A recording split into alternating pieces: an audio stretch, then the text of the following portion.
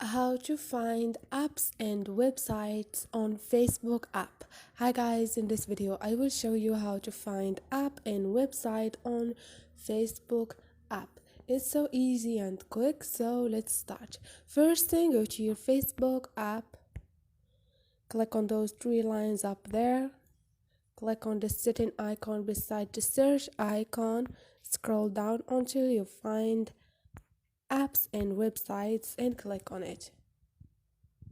And here there are apps and websites you have connected to your Facebook account, and this is it. To turn it off or whatever you want, this is the setting of apps and websites. So this is it guys, hope this video was helpful to you. If you like the video, don't forget to subscribe and like.